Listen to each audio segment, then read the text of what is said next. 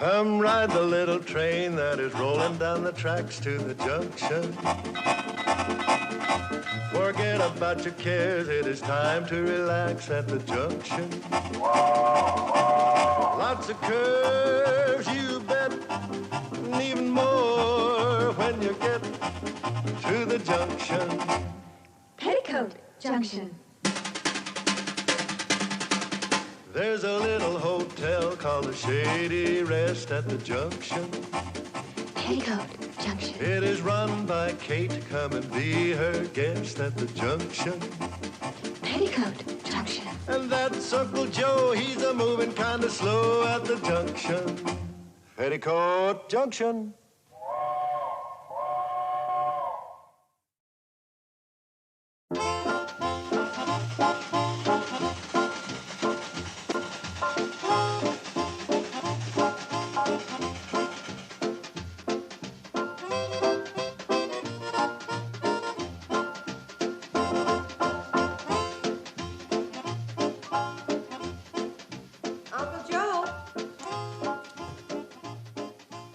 Betty says one of the salesmen left. Did he settle up his bill? Yeah, I took care of it. Well, I'm sure glad somebody checked out. Business has been terrible lately. Well, losing guests don't improve it any. Oh, I know, but it gives us some cash to feed the ones we have left. Where is it? This here feller didn't pay me in cash. Oh, well, I'm sure his check's good. Yeah, of course it is. He didn't give me a check either. Oh, no, Uncle Joe, not again. What do you mean? You let him pay you off in useless sample merchandise, didn't you? I did no such thing. Oh, thank goodness. For a minute, you gave me quite a turn. There ain't nothing useless about this sample merchandise. You just spun me the whole way around. Wait till I show you what I wangled out of that salesman. Pete, this is the best deal yet. Better than the 6 dozen hula hoops you wangled out of the last one? They're still cluttering up the attic. 4 dozen. You forgot the batch I traded to Hank Folsom. Oh, yes. For a gross of button hooks, wasn't it? And 2 pogo sticks. Someday they'll be worth good money. Oh, sure. If people start whirling and jumping in high button shoes, we'll be rich. I bet you Hank's still kicking himself for that one. Kate, how would you like a beautiful painting to hang back of the desk? We got a painting hanging there. But this one's permanent. You don't throw it away every year after you tear out December. Is that what the salesman gave you? A painting? Not exactly, but about as near to it as you can get.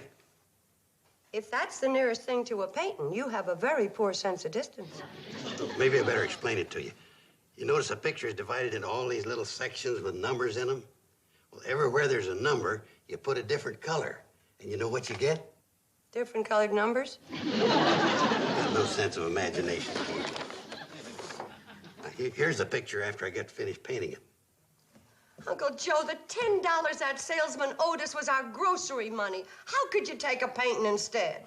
Not just this one, Kate. He gave me 6 others. Here, if you don't like the sailing boat, how about a pedigreed setter? Or here's General Custer I got from him on a horse. You should have gotten Alexander Hamilton. What's so special about Alexander Hamilton? His picture's on a $10 bill.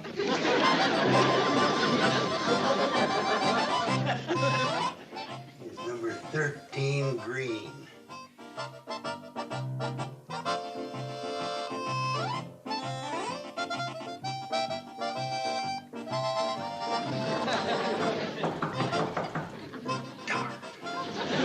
Who is it? It's nearly dinner time, Uncle Joe. Mom asked me to see if you were ready. Pretty soon, Betty Jo. I'm just putting the finishing touches on my painting. Here, hold this up first, pal. I want to make sure I got it right. Is this what you're painting? It's mighty pretty. Wait till you see how I done it. There, finished. What do you think of it? Wow. Of course, I can't take all the credit. I just copied it from the model. What's the ship doing on top of a mountain? Well, that's not a mountain. That's a wave. A brown wave? You noticed that, huh? I guess I slipped up on that when I got the numbers switched. Instead of number 32, I used number 23. What about the purple sky? On this, it's blue. I guess I got that number backwards, too. 11? Those little things don't count. The real great artists sometimes slip up on the details. You'd know that if you'd ever seen a picture of the Venus de Milo. Hey, wait till you see it in this old frame I dug up out of the attic. Well, where are you gonna hang it? I figure the best place is over the desk in the lobby. Isn't that kind of conspicuous? Yeah, that's what I was thinking. First thing folks will see when they come in, it'll hit them right between the eyes. That's what I was thinking, too.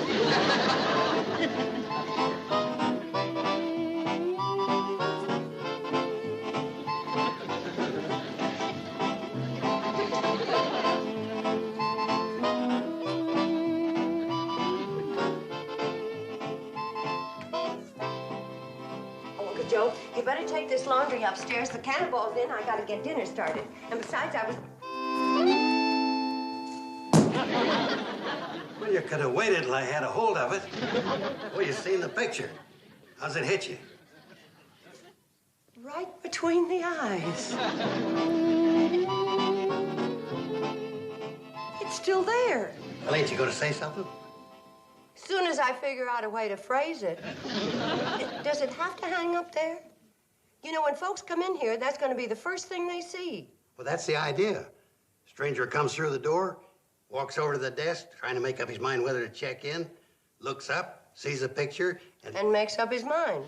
Now you're getting the idea. Don't you think it'd look nicer hanging next to your wooden Indian? Oh, but you're always hiding my Indian. I don't even know where he is now. Down in the cellar, behind the furnace. Hey, just because you got no appreciation of art, don't mean... Here's the groceries you asked me to pick up at Sam Drucker's, Kate, and we brung 2 passengers for dinner. Hey, watch what you're doing, Charlie. Lucky thing I'm carrying in the eggs. You notice something new, fellas? I done it. What for? Well, it gives a place class. Not many hotels got an original oil painting in their lobbies. Not that original. I reckon it's the first time a ship ever got stuck on top of a mountain. Well, what about Noah's Ark? Besides, that's not a mountain, it's a wave. A brown wave? A purple sky? Well, you're standing too close. You gotta move back from it to get the full enjoyment. Well, I know, but the lobby ain't big enough. You ain't gonna leave that thing up there, are you, Kate? Why ain't you? It looks just fine up there. Besides, it hides a crack in the wall. What crack? The one I made when I hung it up. Personally, I prefer a crack in the wall. Personally, I don't think the wall's the only thing around here that's cracked. That painting hangs just where it is, and I don't want to argue about it no more. I declare, sometimes that man's just like a mule. Worse, a mule could paint 10 times better than that.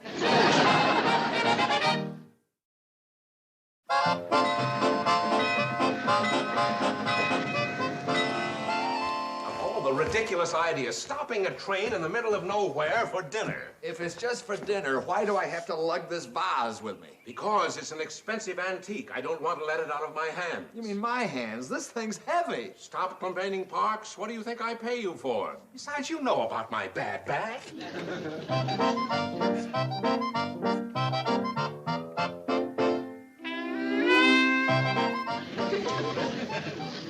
Before you come in any further, you better hand me that vase. What about your bad back? Never mind my back. Hand me the vase. Well, it's all right with me, but I don't understand why all of a sudden you want... Now I understand. You know something, Parks? I think we've just walked into the Twilight Zone. And we're supposed to have dinner here. Who's hungry? Wait a minute. I want to get a closer look at this. Oh, Mr. Cheever, you may have a weak back, but you certainly have a strong stomach. I'm not talking about the painting. Parks, wouldn't you say this frame is an authentic 19th century Von Getten? It certainly looks like it. Of course, I'd have to see the marks on the back to be sure. Look, that is authentic. That must be worth at least $200. Notice the subtle detail. Magnificent. Afternoon, gentlemen. See, you're admiring my painting. You painted this? Well, I don't like to brag, but I'm the artist. I wouldn't call that bragging. He means you have a very special talent. Special, huh? I don't believe there's another human being alive who could do something like this. Isn't that right? Oh, that's the best painting I've ever seen of a ship on top of a mountain. Would you be willing to sell it? It's not a mountain. Sell it? For money? Of course. I'm an art dealer in Nashville, and I'd be very interested in buying this painting, as is. How much do you want for it? Well, let me see now. There's the paint, the canvas, labor, wear and tear on the brush. $20? 15 with the frame. Sold. So? I knew I was dealing with a shrewd trader. It's easy to see you're as good a businessman as you are an artist. I'm warning you, Kate. You leave that thing hanging up there, there won't be a guest left in the hotel. Oh, is it really that bad? You ought to see it. Billy Joe, that's not a nice thing to say to your sister. All right, folks, here's your last chance to see this work of art. I'm sorry. That's all right, Bobby Joe. It wasn't your fault. I see you've come to your senses and took that crazy picture down. Crazy picture, huh? This painting's just been sold for $15. Who's crazy now? The feller who bought it. The feller who bought it's an art dealer from Nashville. One of the passengers you brung in on the cannonball. Uncle Joe, you mean you really sold it? For $15. I'm on my way to crate it for the man right now. Well, does he know how you did it? By coloring in the numbers? He didn't ask me. Don't you think he should know? He paid $15 for an original painting. Yours is just a copy. This ain't a copy. The original was a picture of a ship riding on a wave. This here's a picture of a ship stuck on a mountain. If you don't tell him, I will. Oh, now, wait a minute, Kate. Don't ruin my career just as I'm getting started. I'll tell you what. Instead of this old frame, we'll give him the one off Grandpa's picture. You know, the one with the carved cupids and the red and green scallop border? I don't know. We certainly ought to get his money's worth with that. Yeah, I suppose so. But just to make sure, I won't charge him for his dinner.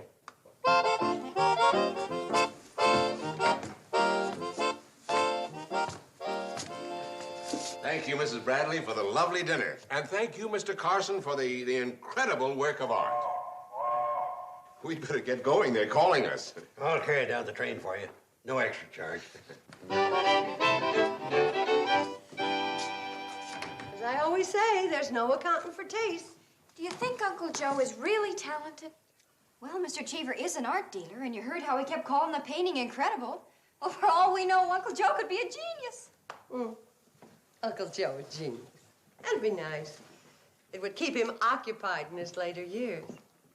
You know, it's just possible that Uncle Joe was a primitive. Bobby Joe. Mom, I mean it. He shows all the signs of being one. Oh, I don't think so. Maybe his forehead slants back a bit, but his chin doesn't recede. Either one of them. Mom, a primitive is what they call artists without any training. Oh? Sure. There was a woman called Grandma Moses up in New England who started painting when she was in her 70s. She never studied in her life, but her paintings are in all the famous museums. Well, that explains it. Uncle Joe must be a primitive. Still putting me on, eh, Kate? Oh, no, Uncle Joe, you don't understand. A primitive is what they call a famous artist who hasn't had any training. What Mom meant is that you could be another Grandma Moses. Grandma Moses? I ain't even married. Bobby Joe's talking about an old lady who was a famous artist. And that's the way she signed her paintings, Grandma Moses.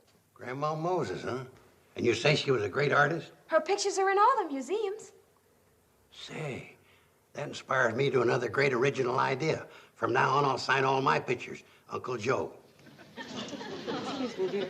Uncle Joe, I hope that this career in painting will make you very, very happy, but I wouldn't bank on it too much. Well, I am banking on it. It's the first chance in my life I've had a chance to be somebody and be respected by the people around here. Uncle Joe, I respect you, and so do the girls. Yeah, but you don't count. No, I mean, well, you know what I mean. Sure.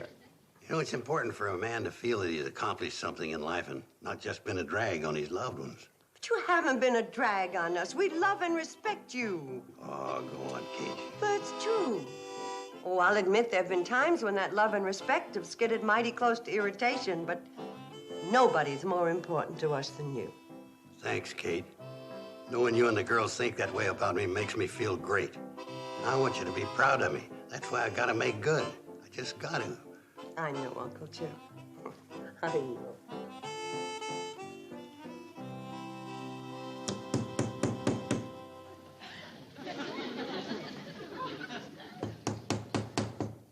Betty, wait What's all the noise about? Uncle Joe asked me to finish tacking up his press clippings. Press clippings? Sam Drucker ran a big article about Uncle Joe in the Hooterville World Guardian. But, honey, all that hammering. You think Sam Drucker prints only one copy of his paper?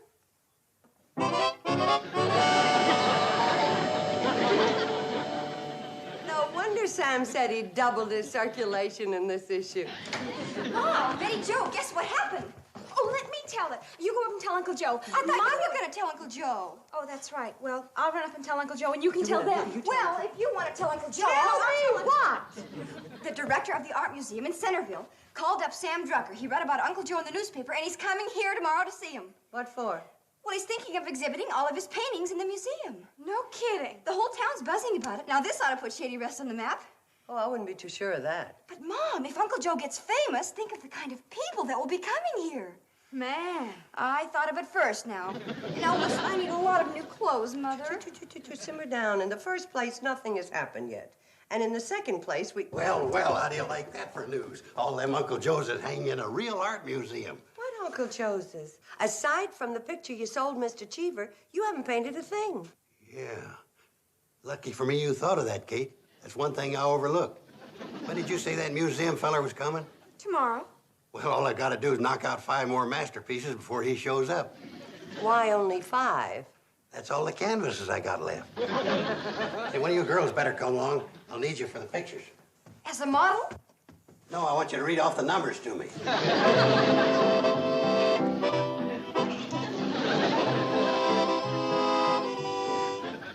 Number 14, pink. Number 14, pink. Number 14, pink.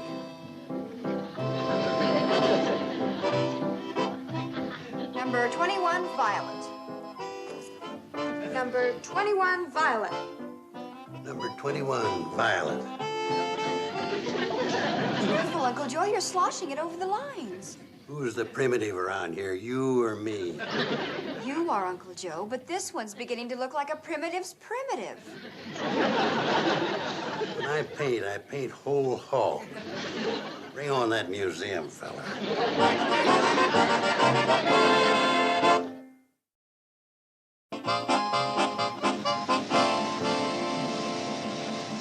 Mom, the Cannonball's here with the people for Uncle Joe's art exhibit. Oh, I sure hope everybody likes the way he paints. They've already had a sample.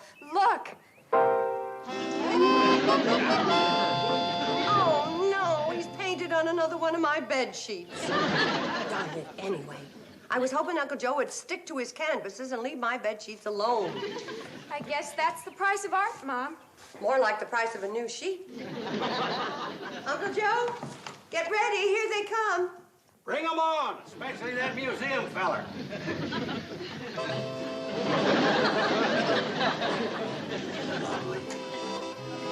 Dandy. Work of art. Exquisite.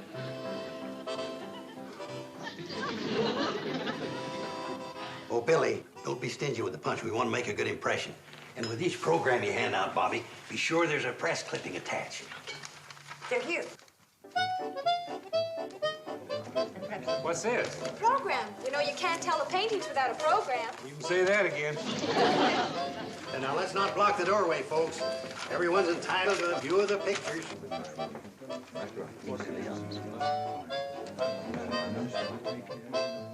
General Custer owned his horse. I can see the horse, but where's General Custer? Well, this one's a pedigreed Irish setter.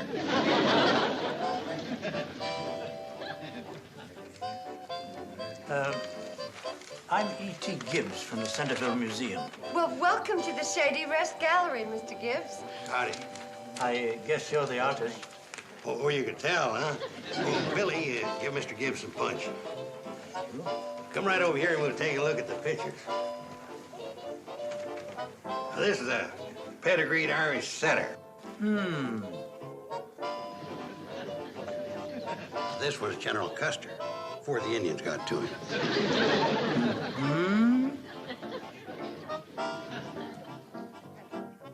I call this one Church with Steeple.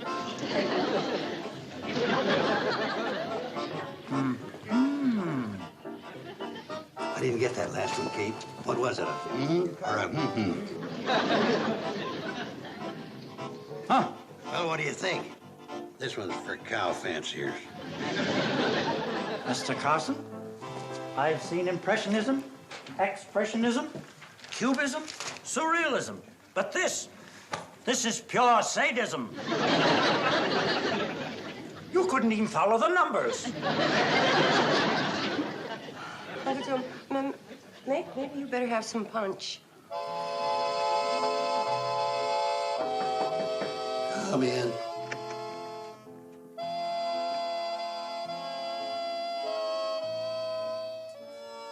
Uncle Joe, it's wrong of you to stay cooped up here brooding. We need you to run the hotel.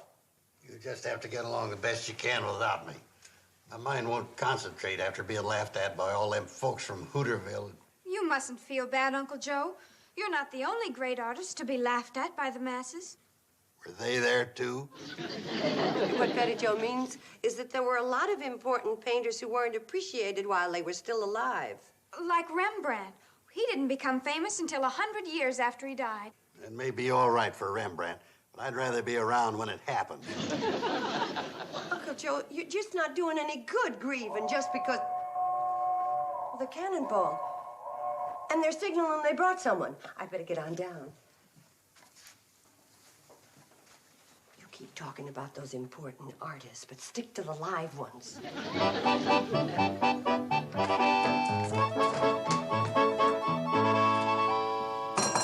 Mr. Cheever, you're back. Of course I'm back. Do you think I'd let myself be swindled? Swindle? You know very well your uncle outsmarted me.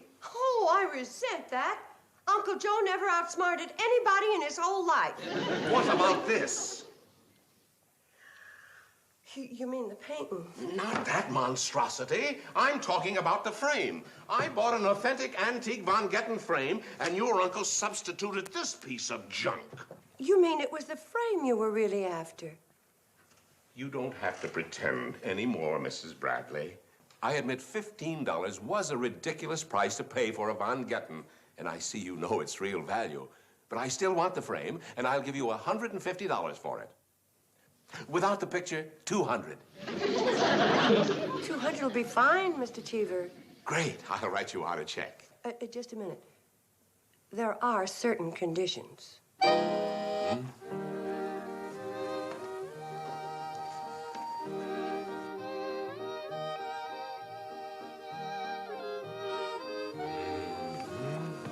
Kate, I think I'll go back to bed. I'll buy them. You mean you like them? I said I'll buy them. Mr. Carson, I didn't think it was possible, but you did it again. Well, thank you, Mr. Cheever. How about $40? I'll pack them up No, for no, you. no, no. Mr. Cheever means $40 apiece. What are you trying to do, Kate? Isn't that right, Mr. Cheever? Naturally. But that's $200. Well, $200 is a fair price, but on one condition. Kate. That you give back Grandpa's frame and take the old one. Kate. But there's just one thing. Uh-oh. I have a condition. I think I'm getting one. This is a unique collection. I mean, these paintings are the only ones of their kind. That makes them more valuable, huh? Well, maybe not right now. Maybe not in your lifetime, Mr. Carson. But there's no telling what they might be worth if these are the only ones there are after you're gone. Like Rembrandt. Well, the point is, if you keep flooding the market with Uncle Joe's, well, you can see what'll happen to my investment. I can see what you mean. That's why you've got to agree not to paint another picture without my permission. That sounds fair enough to me, Mr. Cheever. You've got my word on it as a man and an artist. Your word as a man is enough. Now, if I may use the pen in your lobby, I'll write you a check. Uncle Joe, you're a success. A great artist. Yeah, a great retired artist. Don't forget I made a deal with that man. Kate here deserved a little credit. If it weren't for her lucky blunder, we wouldn't have got Grandpa's frame back. $200 for the paintings. And Mr. Cheever said someday they'll even be worth a lot more. Yeah, that's the only hitch. What?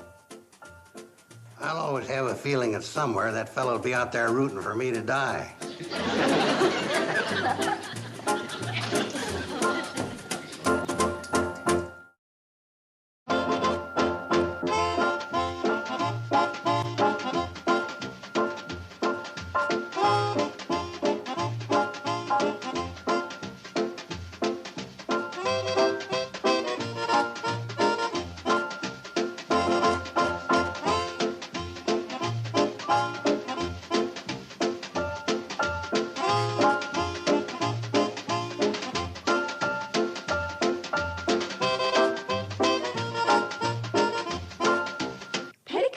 Junction. This has been a Filmways presentation.